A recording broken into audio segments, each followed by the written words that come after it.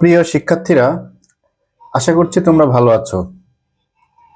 আজকে আমি ষষ্ঠ শ্রেণীর অনুশীলনী 1.2 এর সহমৌলিক সংখ্যা নিয়ে আলোচনা করব।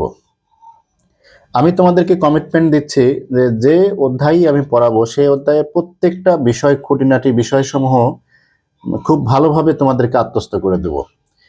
আমার বিশ্বাস যে যদি বোর্ডের বইটা বিশ্লেষণ করে পড়া যায় তাহলে তুমি নিজে থেকেই অঙ্কগুলো খুব সহজে স্মুথলি করতে পারবে।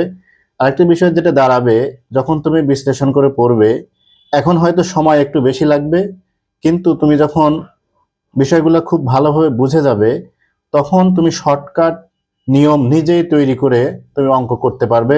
এমসিকিউ এর ক্ষেত্রেও তোমার উপকার হবে।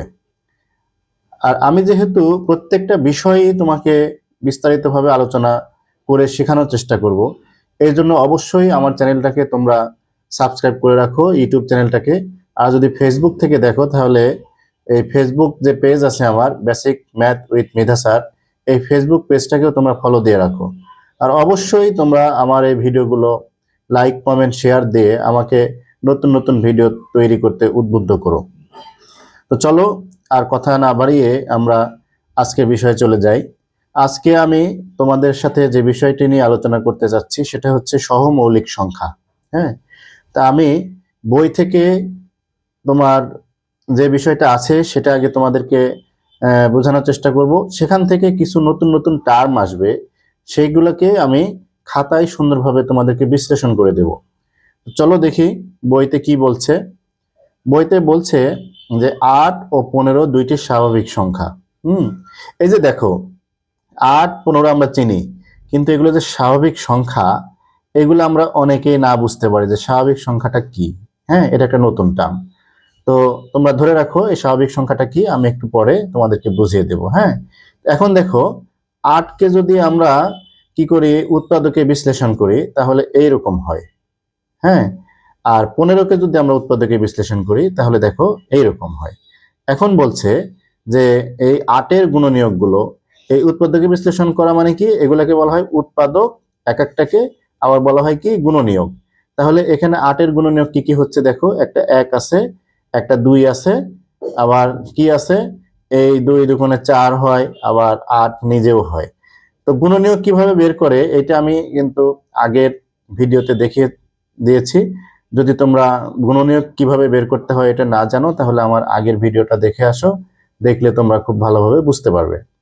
তো দেখো, 8-এর গুণনীয়ক এখানে বলছে এই কয়টা, আর 15-এর গুণনীয়ক হলো এই কয়টা। হ্যাঁ, এখন বলছে কি, যে দেখা যাচ্ছে যে 8 এবং 15 এর মধ্যে 1 ছাড়া কোনো সাধারণ গুণনীয়ক নেই। তাহলে আমরা আগের ভিডিওগুলোতে শিখেছিলাম গুণনীয়ক কি বা গুণনীয়ক কিভাবে বের করতে হয়। এবার একটা নতুন টার্ম আসলো কি, সাধারণ গুণনীয়ক।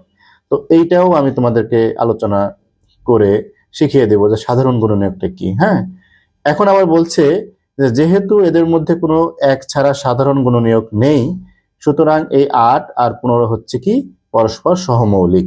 তাহলে এই সহমৌলিক কি জিনিস এটাও আমি তোমাদেরকে একটু পরে বুঝিয়ে দিচ্ছি। তো দেখো, এখানে আরেকটু উদাহরণ দিচ্ছে যে 10, 21, 143-এর মধ্যে 1 ছাড়া কোনো সাধারণ গুণনীয়ক নেই, অতএব সংখ্যাগুলো পরস্পর সহমৌলিক। তো এখানে প্রথমে দেখালো কি 8 ও 15 দুইটা সংখ্যার মধ্যে। হ্যাঁ, তারপরে দেখাচ্ছে কি এখানে আরো 3টা সংখ্যা লিখলো, একটা হচ্ছে 10, একটা 21 আর একটা 143।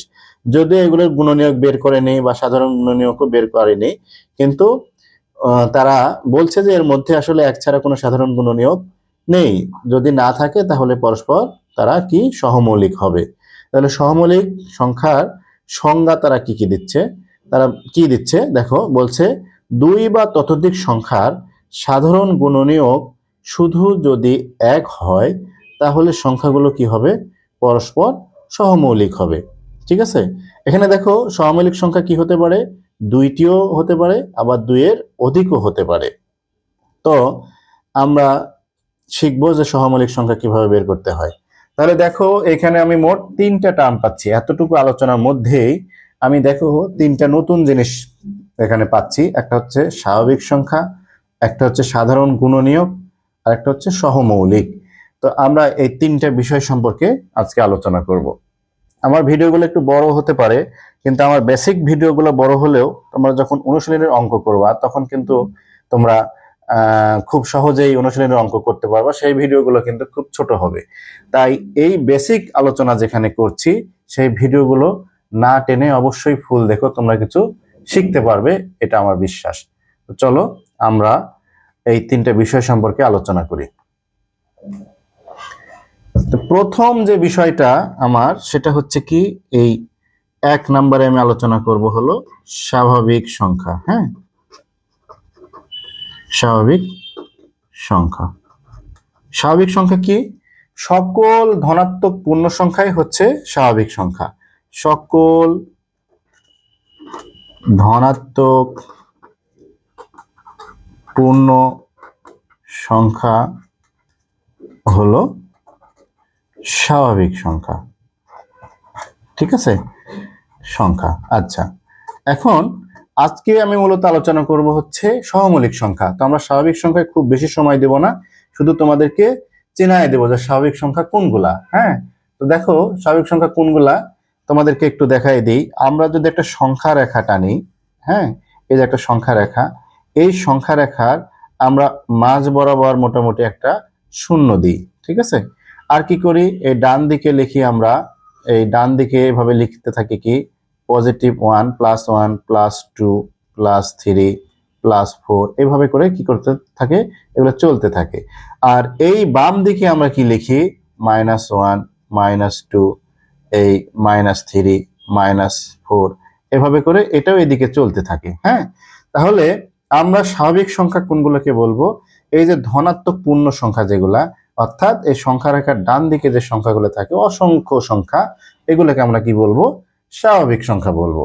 আচ্ছা, আরেকটা ফ্যাক্টর তোমাদেরকে আলোচনা করতে চেয়েছিলাম, সেটা হচ্ছে সাধারণ গুণনীয়ক। হ্যাঁ, 2 নম্বরে আমি আলোচনা করতে চেয়েছিলাম তোমার সাধারণ, হ্যাঁ, গুণনীয়ক। গুণনীয়ক। আচ্ছা, এখন দেখো সাধারণ গুণনীয়কটা কি, আমি বইয়ের যে আলোচনা আছে সেখান থেকে তোমাকে আমি শেখানোর চেষ্টা করছি সাধারণ গুণনীয়কটা কি। আমরা এই 8-এর গুণনীয়ক বের করি। হ্যাঁ, তো 8-এর গুণনীয়ক আমরা যেহেতু ছোট সংখ্যা, আমরা কি মুখে মুখে বের করতে পারবো। গুণনীয়ক কি, এই 8কে যে যে সংখ্যা দ্বারা ভাগ করা যায়। তাহলে দেখো 1 দিয়ে 8কে ভাগ করা যায়, 2 দিয়ে যায়, 4 দিয়ে যায়, আরেকটা কি দিয়ে যায়, 8 দিয়ে যায়। হ্যাঁ, আরেকটা সংখ্যা আমি লিখলাম 10। হ্যাঁ, 10-এর গুণনীয়ক আমি বের করি, তাহলে কি হচ্ছে, এই 1 দিয়ে 10কে ভাগ করা যায়, 2 দিয়ে যায়, তারপরে কি দিয়ে যায়, 5 দিয়ে যায়, তারপরে কি দিয়ে যায়, এই 10 দিয়ে যায়। দেখো এই 8-এর গুণনীয়ক হচ্ছে এই কয়টা, আর 10-এর গুণনীয়ক হচ্ছে এই কয়টা। সাধারণ গুণনীয়ক মানে যেটা বুঝাবে সেটা হচ্ছে কি, যে 8 এবং 10 উভয়ের মধ্যে যে গুণনীয়কটা থাকবে, যে উভয়ের মধ্যে যে গুণনীয়ক গুলো থাকবে সেগুলো কি সাধারণ গুণনীয়ক। তাহলে দেখো এখানে 8 এবং এই 10-এর মধ্যে এই 1 মিল আছে গুণনীয়কগুলোর মধ্যে, আবার কি এই 2ও মিল আছে। ঠিক আছে, তাহলে এখানে 8 ও 10-এর মধ্যে সাধারণ গুণনীয়ক কি কি, এই সাধারণ গুণনীয়ক কি কি, দেখো সাধারণ গুণনীয়ক কি কি, গুণনীয়ক হলো কি এই 1 আর 2। ঠিক আছে, বোঝা যাচ্ছে সাধারণ গুণনীয়ক কি। তাহলে এখানে দেখা যাচ্ছে কি যে 8 এবং 10-এর মধ্যে সাধারণ গুণনীয়ক মানে দুইটার মধ্যে যেটা মিল থাকবে, সাধারণ গুণনীয়ক। আশা করি তোমরা বুঝতে পেরেছো। সাধারণ গুণনীয়ক আমরা কেন শিখবো, এর সাথে একটা অঙ্কের সম্পৃক্ততা আছে, সেটা হচ্ছে সহমৌলিক সংখ্যা নির্ণয়। এখন সহমৌলিক সংখ্যা কি বলছে কি, যে 2 বা ততোধিক সংখ্যার গুণনীয়ক যদি শুধু 1 হয় তাহলে সংখ্যাগুলো পরস্পর কি হবে, সহমৌলিক হবে। তাহলে আমরা এখন আসি 3 নম্বরে, সহমৌলিক সংখ্যা। সহমৌলিক সংখ্যা। তাহলে সহমৌলিক সংখ্যার সংজ্ঞা বইতে দেয়া আছে। হ্যাঁ, তাহলে আমরা কি সংজ্ঞা, 2 বা ততোধিক, 2 বা ততোধিক সংখ্যার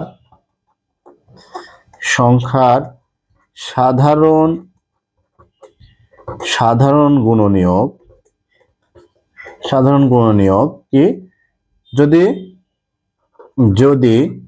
শুধু 1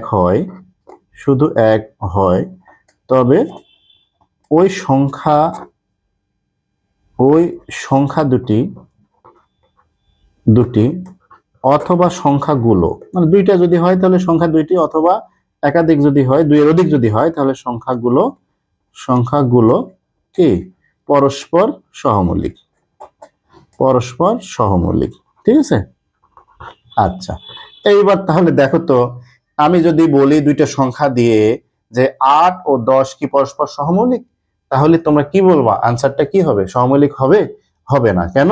কারণ হচ্ছে এই 8 ও 10-এর গুণনীয়ক বের করে আমরা দেখলাম কি এই দুইটার মধ্যে এই এক ব্যতীত আরো একটা সাধারণ গুণনীয়ক আছে, সেটা কি 2। যদি তাই থাকে, এক ব্যতীত যদি অন্য সাধারণ গুণনীয়ক থাকে, তাহলে কি হবে? সেটা কি সহমৌলিক হবে? হবে না। তাহলে আমরা বলতে পারি যে এই 8 ও 10 কি পরস্পর সহমৌলিক নয়, পরস্পর কি সহমৌলিক নয়। আচ্ছা, এবার দেখো তো, আমি আরেকটা সংখ্যা লিখলাম। ধরো আমি এখানে আরেকটা সংখ্যা লিখলাম যে এখানে আরো দুইটা সংখ্যা লিখলাম যে 8, তারপরে লিখলাম তোমার 15। আচ্ছা, আরেকটা সংখ্যা লিখি, মোট 3টা লিখি।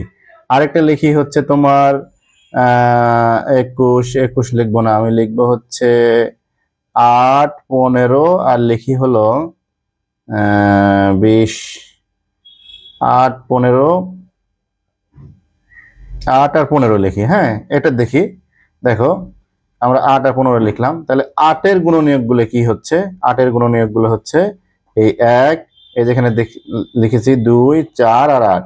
আর 15-এর গুণনীয়ক কি হচ্ছে? দেখো, 15-এর গুণনীয়ক হচ্ছে এই 1, 3 আর 5। দেখো তো, এই দুটো সংখ্যার 8 এবং 15-এর মধ্যে দেখো তো সাধারণ গুণনীয়ক কি আছে? এই দেখো, এখানেও আছে কি 1, আবার এখানেও আছে 1। আর কোনো সাধারণ গুণনীয়ক আছে? নেই।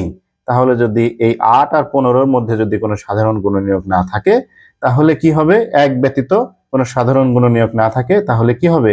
এরা সহমৌলিক হবে। অর্থাৎ আমরা লিখে দিতে পারি কি 8 ও 15 পরস্পর কি সহমৌলিক।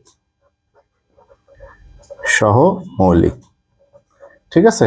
আশা করি তোমরা সহমৌলিক সংখ্যা কি বুঝতে পেরেছো।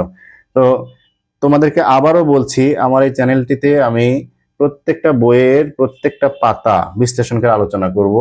তোমরা এখান থেকে অনেক কিছু শিখতে পারবে এবং তোমাদের অঙ্কের বেসিক অনেক শক্ত হবে। এজন্য অবশ্যই আমার YouTube channel basic math with Medha স্যারকে সাবস্ক্রাইব করো, আর Facebook page basic math with Medha স্যারকে ফলো দিয়ে রাখো। অবশ্যই লাইক, কমেন্ট, শেয়ার করতে ভুলো না। আজকে পর্যন্তই, সবাই ভালো থাকো। আল্লাহ হাফেজ।